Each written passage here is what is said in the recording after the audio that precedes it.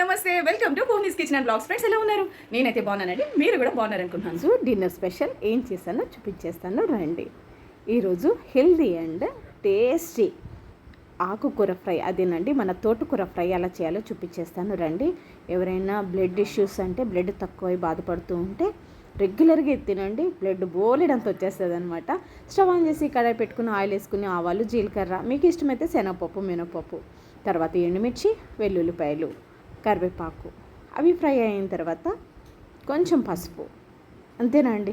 అవన్నీ ఫ్రై అయిన తర్వాత మనం క్లీన్ చేసి పెట్టుకున్న ఆకుకూర వేసుకొని టేస్ట్కి సరిపడా ఉప్పు వేసుకోవాలండి. ఉప్పు అయితే జాగ్రత్తగా చూసుకొని వేసుకోవాలి. ఇప్పుడు ఇంత ఆకుకూర ఉంది కదా, మగ్గిపోయేటప్పటికి కొంచెమే అవుతుంది అనమాట. జాగ్రత్తగా చూసుకొని వేసుకోవాలన్నమాట. ఈరోజు నేను చేసిన రెసిపీస్ అయితే ఆకుకూర ఫ్రై, అలాగే బెండకాయ టమాటా, వైట్ రైస్, పప్పీస్ రైస్. ఇంతే. Like, share and subscribe.